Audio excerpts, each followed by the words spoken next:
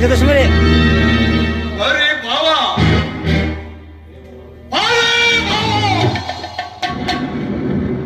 ದೇವ ರಾಕ್ಷಸನ ದೈಸಲು ಅಸಾಧ್ಯವಾದ ಈ ದತ್ತ ಪಟ್ಟಣ ಬಂಧಿಸಿರುವ ಈ ಸುರನೇ ಅರೆ ಭಾವ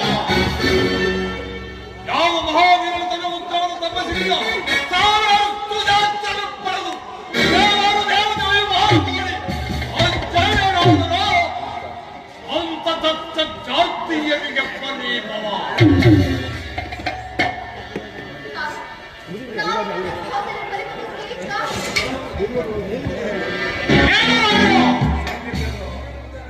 ನಿನ್ನನ್ನು ಕೇಳಲೇ ಇಲ್ಲ. ನಿನ್ನ ಭಾಗ್ಯ ದೈವರಾದರೆ ಪದೇನು ಕೇಳಿದೆನು. ಚಂದ್ರಮ ಯಾರು ಚಂದ್ರಮ ಇವರ್ಯಾರು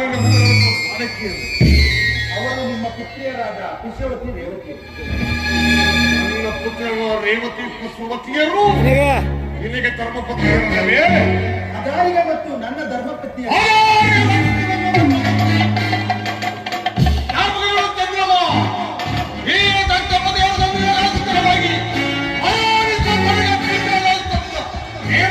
ಕಲ್ಯಾಣ ಮಂಟಪವನ್ನ ಅಲ್ಲಾಯಿತು ನನಗೆ ಈ ರೋಹಿಣಿಯ ಪ್ರೇಮಕ್ಕಾಗಿ ಇನ್ನುಳಿದ ಸುತೆಯರನ್ನು ನೆಪ ಮಾತ್ರಕ್ಕೆ ಹೊರಿಸಿದರಷ್ಟೇ.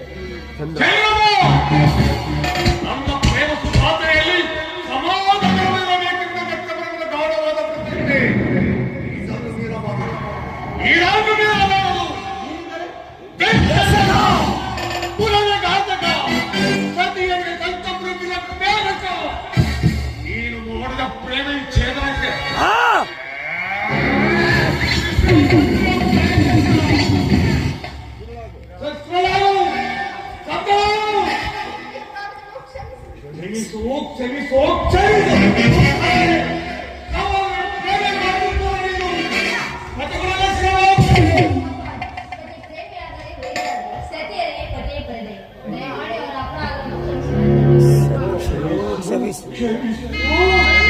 ಕ್ಷಮಿಸೋ ಅಯ್ಯೋ